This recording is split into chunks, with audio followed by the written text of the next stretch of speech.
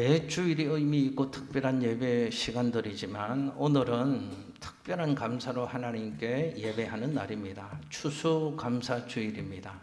여러분, 성경에 나오는 의미는 1년 동안의 농사를 마치고 이 수확물을 주신 하나님, 이게 다 하나님의 은혜죠. 하나님 복입니다. 하나님 선물입니다 하는 감격스러운 마음을 안고 하나님께 예배하는 의미이지만, 현대교회에서는 1년 동안 주신 하나님의 은혜를 기억하며 그 하나님께 감사로 특별한 예배를 드리는 날이 오늘 우리가 함께 예배드리고 있는 추수감사주일 예배입니다. 여러분, 우리가 깨닫든 깨닫지 못하든, 고백하든 고백하지 못하든 분명한 사실은 올 1년 동안 우리 모두는 헤아릴 수 없는 하나님의 은혜 속에 살아왔습니다.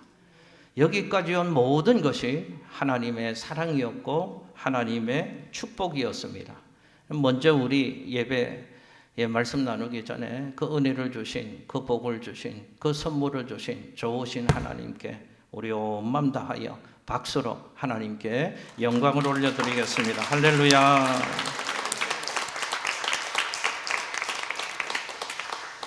여러분, 감사는 참으로 귀한 것이고 감사는 참으로 필요한 것입니다.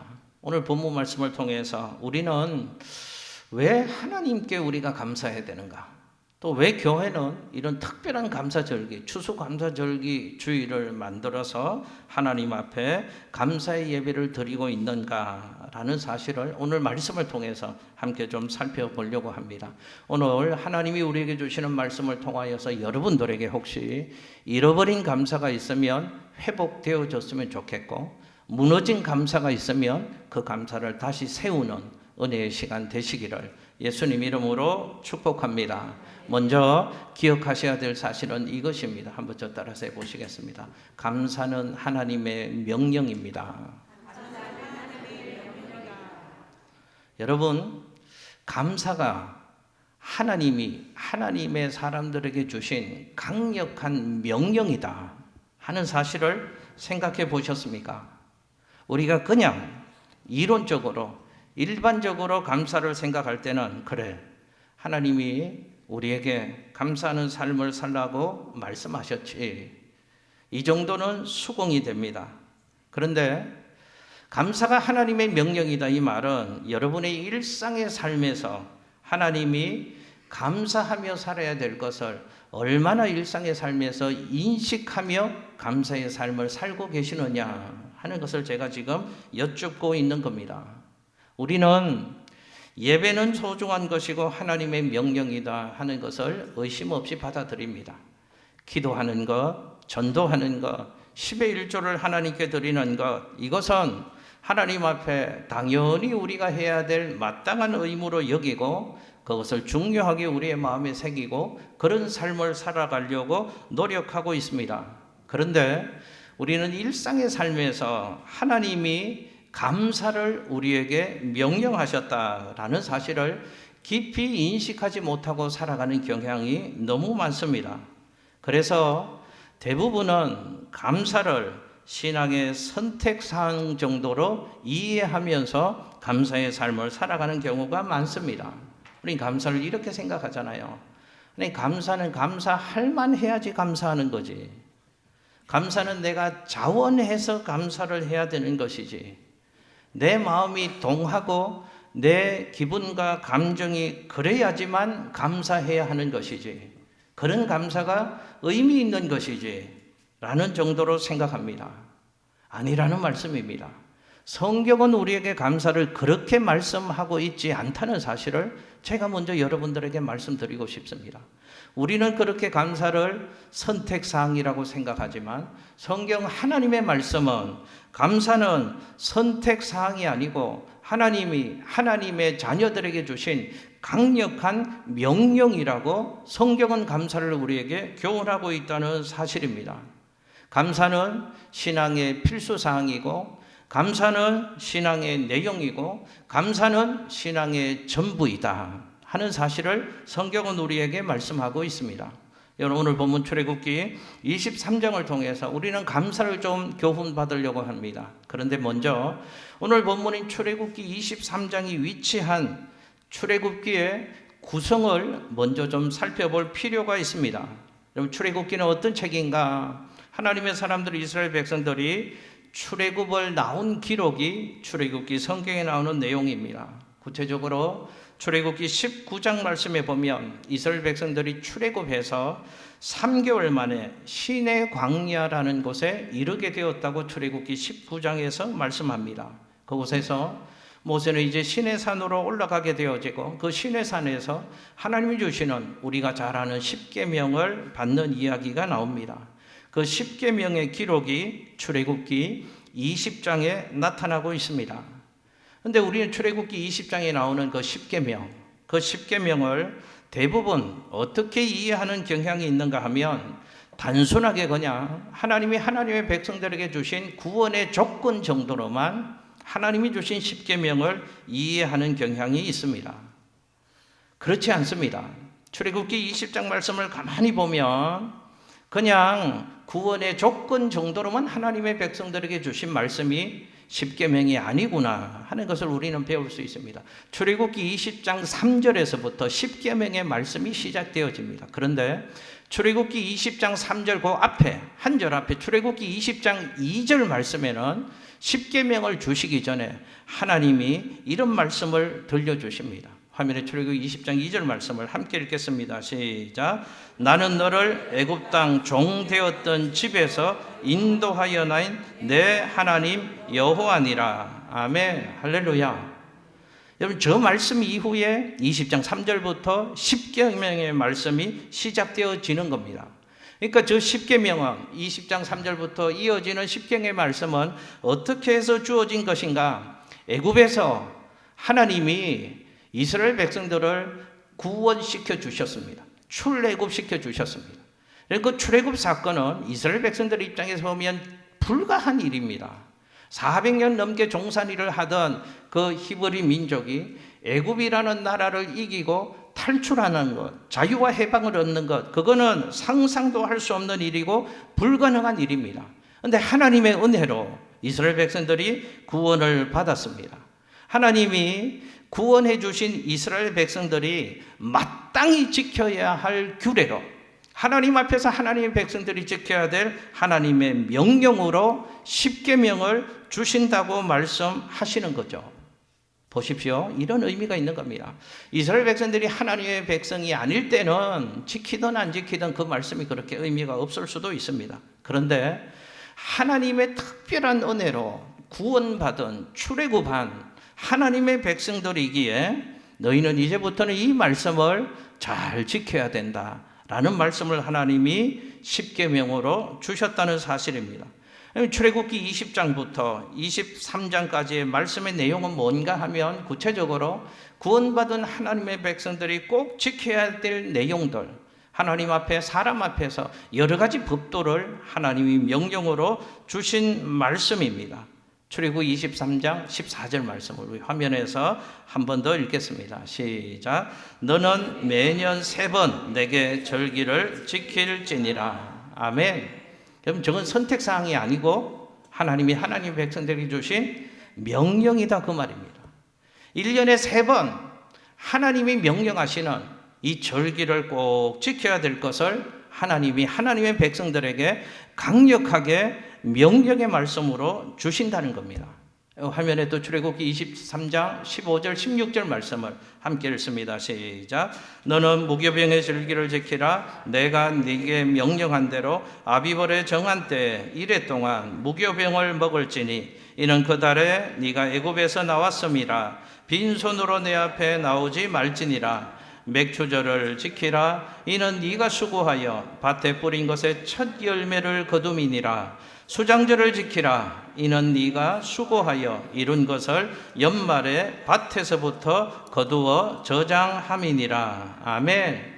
이 말씀은 지금 이런 느낌이 아니라는 것을 제가 거듭 말씀드립니다. 이렇게 좀 했으면 좋겠어.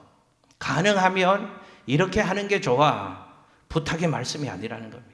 하나님이 하나님의 백성들에게 강력하게 말씀하시는 명령의 말씀입니다. 세절기를 지키라는 거죠. 무교병을 먹는 무교절을 지키라. 맥추절을 지켜라. 수장절을 지켜라. 3대 절기를 명령으로 지키라고 하나님이 말씀하시는 겁니다. 여러분, 하나님이 꼭 지키라고 말씀하시는 이 세 절기는 어떤 절기인가? 무교절은 이스라엘 백성들이 출애굽한 그 날을 기억하며 그 은혜를 기억하며 하나님께 감사하라는 겁니다. 맥추절기는 1년의 첫 수확을 거두고 나서 이것 거두게 하신 하나님의 은혜를 기억하며 하나님께 감사하라는 겁니다. 수장절을 지키라는 것은 1년 동안 하나님이 거두게 해주신 그 추수, 수확, 삶의 열매들을 가지고 하나님 앞에 감사하라는 것입니다. 그러니까 이 세 절기는 공통점이 하나님께 감사하는 절기이고 그 내용은 구체적으로 보면 구원에 대한 감사, 추수에 대한 감사를 하나님 앞에 드리라고 명령하고 있는 것입니다.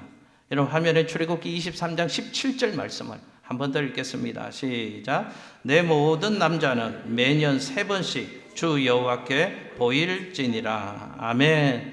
여러분, 기억하십시오. 감사는 우리가 선택해서 하는 게 아닙니다.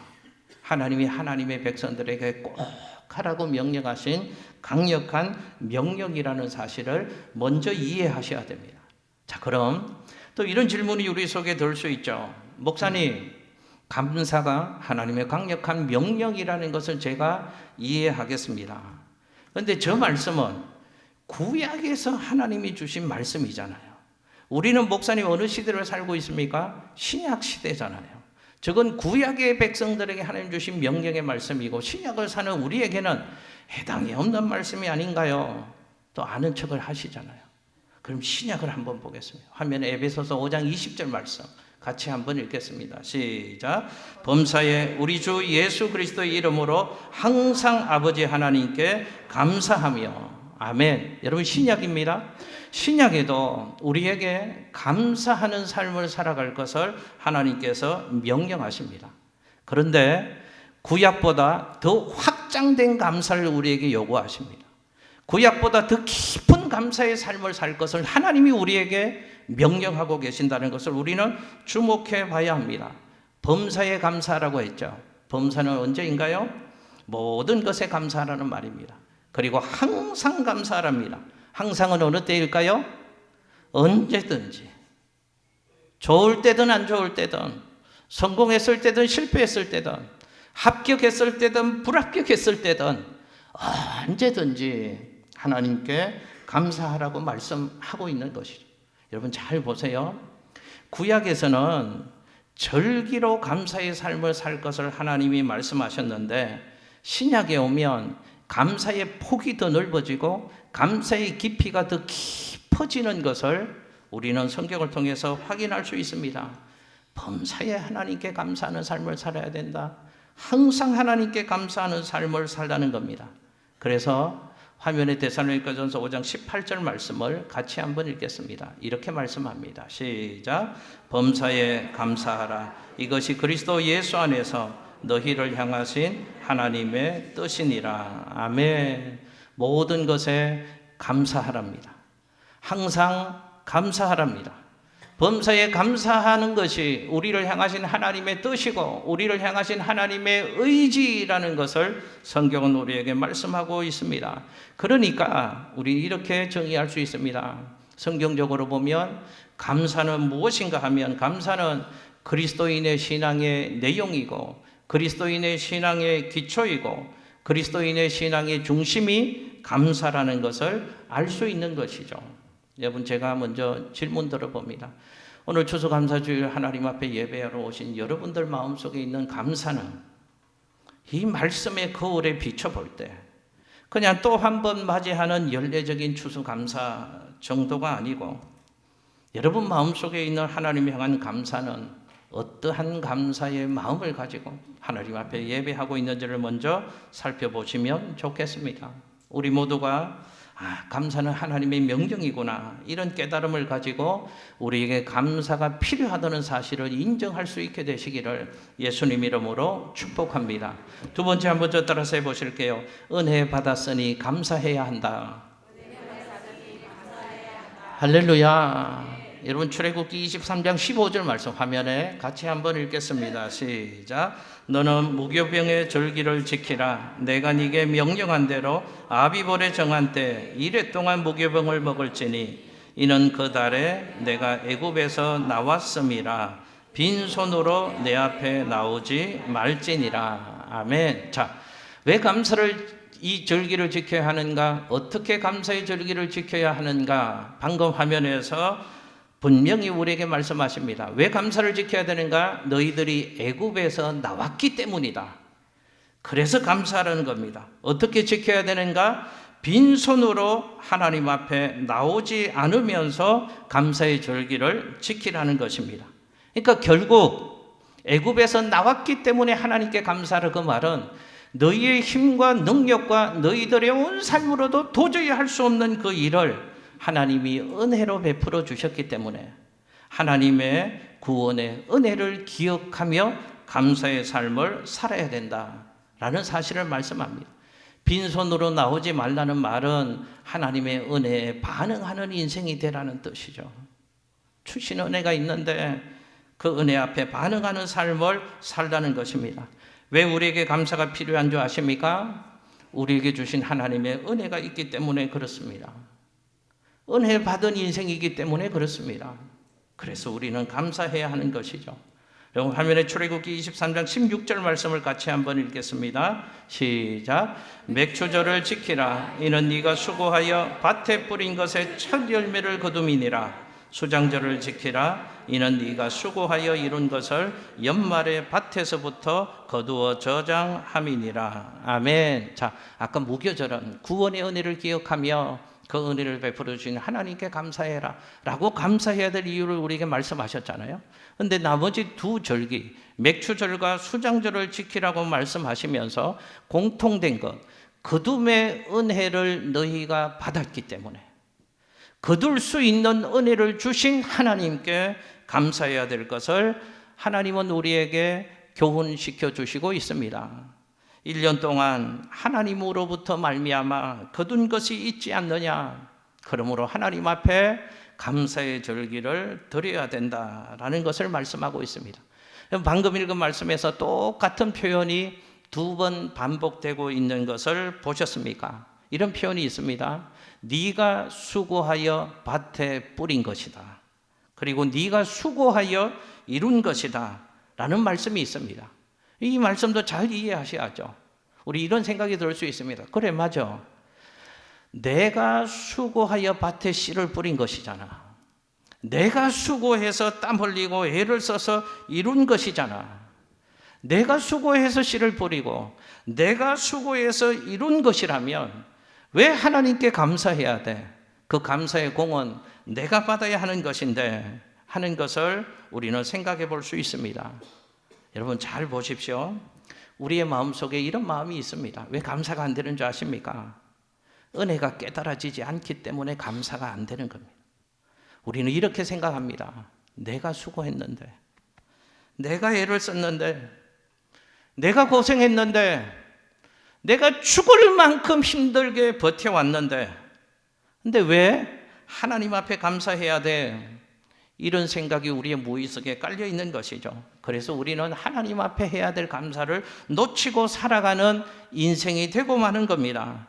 그런데도 하나님께서는 오늘 우리에게 뭐라고 말씀하시는가 하면 하나님을 향한 감사의 절기를 지키라고 명령하신 것은 이런 의미가 있는 것입니다. 맞아. 표면적으로는 네가 수고하고 네가 땀 흘려서 이룬 것 같지만 그 모든 것이 하나님의 은혜이기 때문에 그 은혜를 주신 하나님께 감사해야 돼 라는 말씀을 들려주고 계신 것입니다. 맞아. 네가 수고하여 씨를 뿌렸지만 하나님이 은혜 주셔서 네가 그럴 수 있었던 거야. 네가 수고해서 이룰 수 있었지만 그렇게 할 수 있도록 하나님이 은혜 주셨기 때문이야. 하나님이 그 말씀을 들려주시는 것입니다. 여러분 이 땅에 살고 있는 모든 사람들은 흉년을 경험하고 싶어하는 사람들은 단 한 사람도 없을 것입니다. 농부도 해마다 봄이 되면 씨를 뿌리지만 해마다 거대한 풍년을 기대하며 그 봄에 씨를 뿌리는 수고를 하는 것이죠. 그런데 가을 추수 때는 어느 때는 풍년의 열매를 거두기도 합니다. 그러나 어느 때는 흉년의 열매를 거두기도 하는 것이죠. 우리는 자연의 이치를 통해서도 발견할 수 있습니다. 흉년과 풍년은 사람의 수고에 따르지 않는다는 것을 우리는 깨달을 수 있는 것이죠. 우리는 애쓸 뿐입니다. 성공과 풍년을 위해서 건강을 해쳐가면서 수고하고 낮과 밤을 잊어버리면서까지 애를 쓰고 먹는 것을 잊어버리면서까지 그렇게 애쓰고 수고합니다. 그런데도 우리가 그토록 바라는 성공과 풍년은 우리 손에 잡히지 않는 경우가 참 많이 있습니다. 이것만 봐도 우리는 깨달아야죠. 내가 수고하지만 이루게 하시는 분은 하나님이시구나. 여러분, 화면에 지금은 은퇴하고 62, 63 정도 된 사람입니다. 저분의 이름이 뭘까요? 마이클 조던이라는 유명한 농구 선수입니다. 저 마이클 조던을 표현하기를 지구상의 가장 위대한 운동선수라는 호칭을 붙입니다. 농구의 황제라는 호칭도 붙입니다. 한 2년 전인가요? 통계를 보니까 미국의 400대 부자 순위에 최초로 이름을 올린 스포츠 스타라고 알려졌습니다. 저분의 순자산이 얼마인가를 제가 찾아봤더니요. 놀라지 마십시오. 안 놀랄 텐데. 우리는 이 정도에 놀라지 않으니까. 이분의 순자산이 5조 원을 넘는다고 합니다. 그런데 마이클 조던은 한 5억만 좀 있으면 저는 참 좋겠는데 이분은 5조 원이 얼마인지도 감이 잘 없습니다. 5조 원이 있다고 합니다. 마이클 조던은 이 엄청난 재산을 가지고 있지만 그가 아이러니한 얘기를 했다고 합니다. 나는 결코 행복하지 않습니다. 라고 눈물을 흘린 기억도 있다고 합니다. 그러면서 이 사람이 진짜로 바라는 것이 있는데 정말 도움이 필요한 모든 사람에게 도움을 주는 삶을 사는 것이 진짜 바라는 삶이다. 이런 얘기를 이분이 했다고 합니다. 조던의 관심은 더 이상 소유에 있지 않다고 말합니다. 돈에 있지 않다고 말합니다. 그래서 이분의 돈을 경제적으로 어려운 은퇴한 운동선수를 위해서 큰 재단을 만들었고 매년 1000명 이상을 무료로 치료해주는 시카고의 무료 병원도 만들었다고 합니다. 지금까지 마이클 조던이 기부한 액수가 8천만 달러가 넘는다고 합니다. 8천만 달러가 얼마인가 제가 또 몰라서 인터넷을 쳐봤더니 1160억을 지금까지 기부를 했다고 합니다. 여러분 혹시 이렇게 생각하시나요? 많으니까 그렇게 하지 많으면 더 아까워하더라고요. 맞죠? 이분은 이런 얘기를 했다고 합니다. 내 삶이 끝날 때 내가 가지고 있는 그 모든 재산을 자선단체에 남기겠다고 공식적으로 약속을 했다고 합니다. 왜 이 사람이 이런 삶을 살 수 있는가? 이분이 이런 얘기를 했다고 합니다. 나는 평생 갚을 수 없는 은혜들에 대한 감사로 그냥 줄 수밖에 없습니다. 그래서 제가 일부 예배 때 마이클 조던 얘기를 하면서 이분이 기독교인인지는 잘 모르겠다고 이런 얘기를 했더니 저희 아들이 일부 끝나고 찾아봤나 봐요. 아빠 인터넷에 이분이 기독교 신앙인이래 이렇게 얘기를 하더라고요. 예, 역시 기독교 신앙이 있으니까 내가 가지고 있는 모든 것은 하나님이 주신 은혜의 선물이라는 것이 깨달아졌다는 거죠. 그래서 나누는 삶이 가능한 겁니다. 감사한 삶이 가능한 겁니다. 여러분 생각해 보세요. 가양동의 농구 제일 잘하는 사람이 아니고요. 우리나라에서 제일 잘하는 사람이 아니고요. 전 세계 농구의 황제라고 가장 위대한 운동선수라고 불리는 이분이 노력 안 했을까요? 남들보다 피눈물 나는 노력을 밤잠 안 자고 했겠죠. 그러나 이분은 깨닫는 겁니다. 이 모든 것은 하나님이 내게 주신 은혜구나. 하나님이 주신 선물이구나. 하나님이 주신 재능이구나. 그래서 하나님 앞에 감사하고 하나님 기뻐하시고 필요로 하는 곳에 나누는 삶을 사는 것입니다. 기억하십시오. 마이클 조던에게 은혜 주신 하나님이 우리의 하나님이십니다. 우리가 지금 누리고 있는 모든 것들은 하나님이 주신 것입니다. 나는 받을 자격도 안 되지만 받을 수준도 안 되는데 하나님이 은혜로 선물로 주신 것입니다. 그래서 모든 것이 하나님의 은혜입니다. 하나님의 은혜 받았기에 우리는 하나님 은혜를 생각하며 감사할 수 있는 것이죠. 마지막 하나만 저 따라서 해 주실까요? 감사할 때 기가 막힌 하나님의 약속이 있다. 할렐루야. 감사하는 삶을 살라고 하나님이 감사 좀 해봐라. 감사 좀. 어렵고 내 뜻대로 안 된다고 불평하고 낙심하지 말고 그래도 감사해봐라. 내가 이런 기가 막힌 복을 줄 거야. 하나님이 감사하는 인생이 주신 약속들이 있습니다. 화면에 출애굽기 23장 20절 말씀을 같이 한번 읽겠습니다. 시작.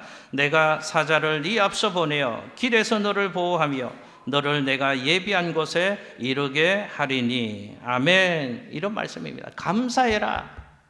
감사 좀 해봐라.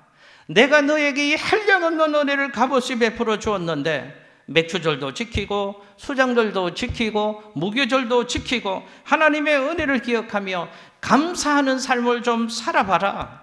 그러면 내가 하나님이 나의 사자를 네 앞서 너의 인생길에 보내주어서 너의 인생길에서 너를 보호해 줄 것이다. 그리고 너를 내가 예비한 그 축복의 자리에 다다르도록 내가 너를 인도해 주고 복을 주겠다 라는 말씀을 하나님이 들려주시는 것입니다. 길에서 너를 보호해 주겠다. 이 말은 길은 삶의 현장을 얘기하는 겁니다. 지금 이 말씀을 하실 때 이스라엘 백성들의 삶의 현장이 어디였나요? 출애굽해서 약속의 땅 가나안을 향해 가는 광야의 자리가 삶의 현장이었습니다. 그 보이지 않고 불확실한 광야 가운데 하나님의 사자를 보내어서 그 광야에서 하나님이 지켜주시겠다는 겁니다. 감사하면 우리 삶의 현장에서 하나님이 우리와 함께 해주시고 지켜주신답니다. 내 삶의 걸음이 가는 곳마다, 내 삶의 걸음이 머무는 그 자리마다 그곳에서 우리를 보호해 주시겠다고 하나님이 약속해 주시는 것입니다. 그러면서 하나님은 감사하면 내가 예비한 곳에 너를 이루게 하겠다. 하나님이 예비한 곳이 어디일까요? 약속의 땅입니다. 하나님이 예비해 주신 곳입니다. 젖과 꿀이 흐르는 가나안 땅입니다. 축복의 땅을 말하는 겁니다. 가나안 땅에 이르기까지 감사하는 좀 삶을 살아봐라. 더러 좀 불평하고 내 뜻대로 안 되는 삶의 여정이 펼쳐질지라도 그래도 좋으신 하나님 기대하며 좀 감사하는 삶을 살아봐라.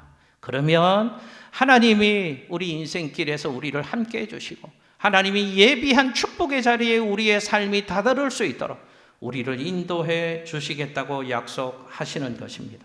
여러분 기억하십시오.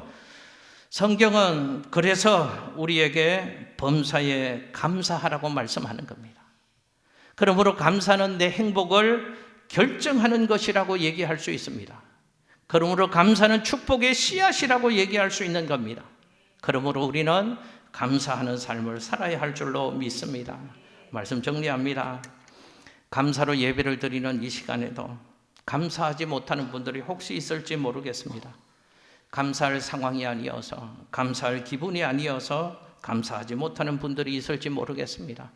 내 몸이 연약함이 있어서, 또 그저께 시험 친 학생들은 시험의 결과가 내 뜻대로 나오지 않아서, 사업하는 분들은 올 한 해 열심히 수고했는데 그 열매가 없어서, 직장 다니는 분들은 진급을 바라고 최선을 다했는데 그 직장 생활이 편안하지 않고 불안한 삶의 여정이어서 그래서 감사하지 못하는 성도님들이 혹시 있을지 모르겠습니다.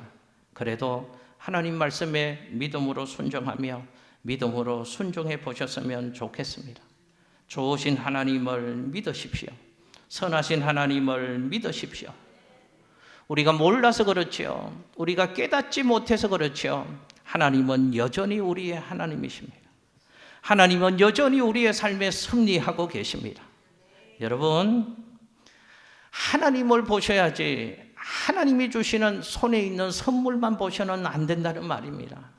하나님이 때로는 하나님의 손이 보이지 않는 것 같은 인생의 과정을 걸을 때도 있고 하나님이 그 손을 펼치지 않고 움켜쥔 것 같은 삶의 과정을 지날 때도 있습니다. 그러나 우리는 좋으신 하나님을 신뢰하셔야 된다고 말입니다. 우리가 깨닫지 못해서 그렇죠. 우리가 보지 못해서 그렇죠. 우둔한 우리가 다 헤아리지 못해서 그렇죠. 하나님은 합력하여 선을 이루어 주시는 분이십니다. 하나님은 화도 복이 되게 하시는 분이십니다. 우리 인생을 가장 좋은 길로 선한 길로 인도해 주시는 좋으신 하나님이십니다. 그 하나님을 기대하십시오. 그 하나님께 기도하십시오. 그 하나님을 기다리십시오. 하나님 앞에 감사하며 하나님이 약속해 주신 기가 막힌 복을 누리는 은혜의 사람들, 축복의 사람들, 우리 성도님들 다 될 수 있으시기를 예수님 이름으로 축복합니다.